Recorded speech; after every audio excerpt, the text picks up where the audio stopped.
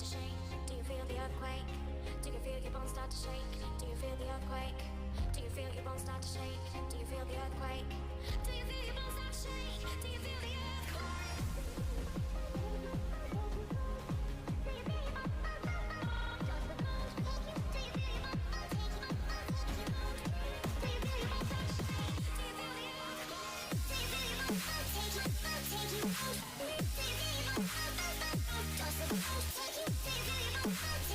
Welcome to the Fray Flak Pack. It's Termex here, and welcome back to another Borderlands 3 build video. Today, I'm excited to show you guys my Flak Unforgiven Bounty Hunter build. This build is orientated around trying your best to one-shot enemies with the Unforgiven pistol, and it does a pretty damn good job at doing it. Alright, starting off into our skill tree. Now, if you guys been along on my channel for a little bit, or you're a new subscriber and you're starting to look at all my builds, you see a lot of the skill trees are very similar in terms of what points we're putting into which skills, and I completely understand that. That's because Flak usually has his main set of skills for certain weapons, and since my last 3 Flak builds have mainly been pistols, I've been orientating all my skills around pistols, so I'm not trying to milk content, guys. I'm still trying to find the best builds for you guys, and so you guys enjoy your Flak a lot more, and you could mix and match all these builds to your liking. But starting off into the Stalker tree, 5 out of 5 Nefarious Attack, just so we get that bonus gun damage handling and all that. We are not going to be getting max stacks on this as much as we would on our Infinity build, but we are going to be getting the extra gun damage when it's needed because the Unforgiven shoots slow, like very, very slow. But anyway, 5 out of 5 in Overclock just to help with the fire rate of the weapon. 3 out of 3 in a turn tail and run for all of our gun damage and fire rates, along with the damage reduction and health regeneration. 1 point in select the wounds, because if you're a solo player, you already know you need that extra help in the pack. And 1 point in the self-repairing system, so we can move on to get 3 out of 3 into Fast and the Furriest. Already know, guys, this is movement speed and your gun damage. It's going to be 50% of your gun damage almost just from the skill alone, but that's just because I have 2 boosted into the skill itself. 2 out of 5 into Hidden Machines, so when you pop in the fadeaway, you're going to be getting a flat out 12% bonus damage. Doesn't sound like a lot, but it's a lot better than more health. Moving on into our Hunter skill tree, this is where most of our crit damage is going to be coming from. 5 out of 5 into Interplanetary Stalker. Doing this allows us to get all those buffs. Human damage with the action skill damage, which indirectly kind of buffs fadeaway. 3 out of 3 into Leave No Trace, so sometimes when we hit our criticals, which is what we're aiming for here, we're going to be getting a bullet back, but the Unforgiven is already naturally ammo efficient, but it's just good to have. 5 out of 5 into Hunter's Eye, just so we get our critical hit damage increased with humans, and we get that damage reduction against Beast, all that good stuff. 5 out of 5 into Two Fang, so sometimes you could hit this for like 2 million damage when you get 2 1 million damage bullet procs. 3 out of 3 in the Most Dangerous Game, just so we have this buff activated. You guys already know, Mayhem 4, you're always going to have this buff active. 5 out of 5 in a Grim Harvest for the 15% gun damage and the bonus action skill damage. I don't know how much that affects fadeaway, but it's there, mainly for the gun damage. Then we pop 1 into 1 on Galactic Shadow. Doing this increases our critical hit damage by a flat out 15%, and enemies are less likely to attack us, but I haven't really seen a difference, but the 15% critical hit damage is good within itself. And then we got Megavore. Now, this is why I want to talk to you guys about something.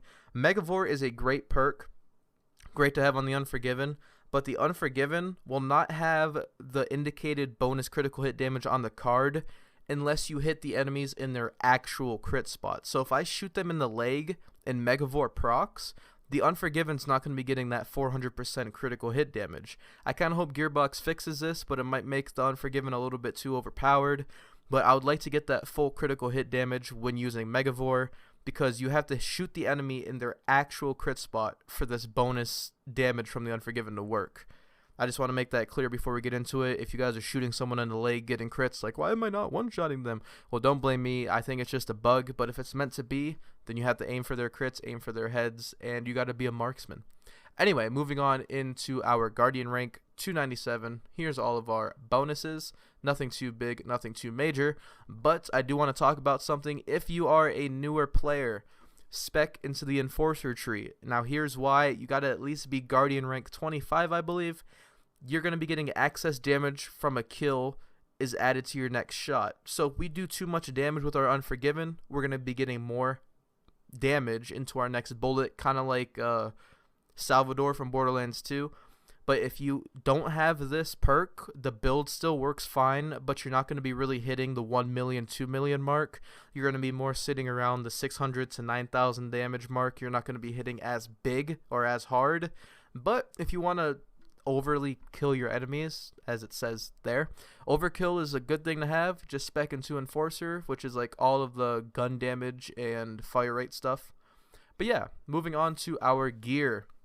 We have the amazing Unforgiven.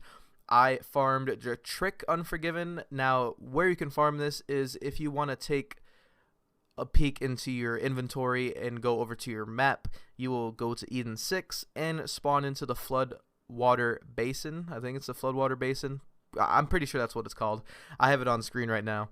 But once you teleport there, you can see one area with a catch a ride. And that area over there, if you spawn by that catch a ride and take a left, you will find the Indominus Rex or the Indominus Dinosaur. I'm sorry, I'm going off of the footage I recorded earlier. But keep farming him and you will get the Unforgiven eventually. He does drop the Gunnerang sometimes and the Wood Blocker. But you're going to get the Unforgiven eventually, so you can grab one of these.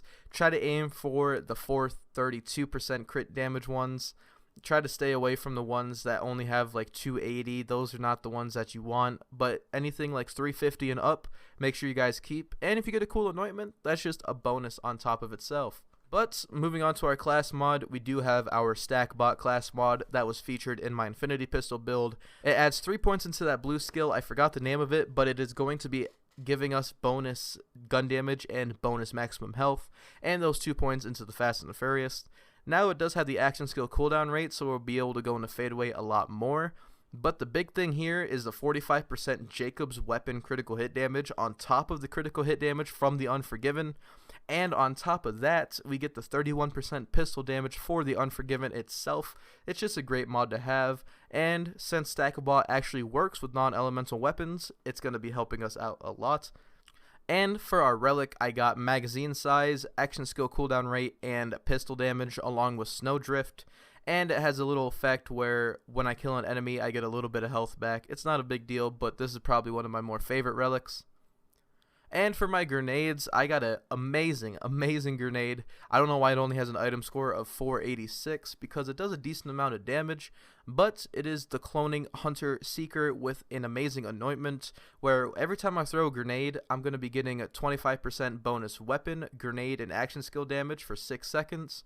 Now, the best way to use this, as you can see on screen here with some of the footage I recorded, if you see an enemy, throw your grenade, pop in a fadeaway, and if you stand still, you're going to be getting the buff from Turn Tail and Run for bonus gun damage, which is 25% bonus gun damage.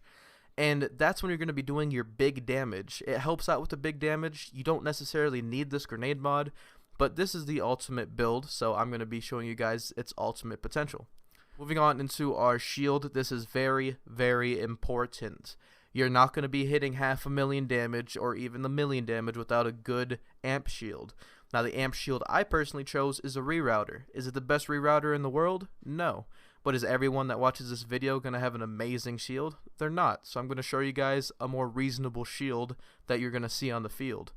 I did not mean for that to rhyme. But when fully charged, our next shot drains 50% of our shields, but we deal an increased 120% damage, and we return it as health. So we heal a little bit, but you get a lot of damage out of this. And I got the bonus 25% max capacity, so it's not as much as a squishy shield. I like to think of this as the B shield, but it's not. But it's close. It's close. But anyway, now we're into it, guys. Now, I want to let you guys know the weaknesses right away of this build. Big bosses are a weakness. Big health bar bosses like Grave Ward are a weakness. But its strengths are mobbing, mini bosses, heavy enemies. It will handle anything except the big bosses, because it could kill the big bosses, don't get me wrong, but it's going to take you so much time to where you're not going to want to do it. Once you get a kill, try to chain your kills, because if you don't do that, it's going to be a little bit tougher to keep your crit bonus active. But once you figure out all of that, you will be doing a lot of damage, and before you know it, you'll be one-shotting most of the enemies you come across. Now, the only downside is if you don't have a great aim, you're not going to have too much fun with this build, because obviously you're going to be hitting most of your shots here. And some people don't like the more marksman type of playstyles, but I personally love them. I think this is what FL4K was more meant to do, personally, but that's just me. Anyway, guys, I hope you guys enjoyed the video. Make sure you leave a like and subscribe if you want to support what I'm doing here on this channel. And I have a FL4K Discord if you guys are interested in joining that. Link will be in the description below.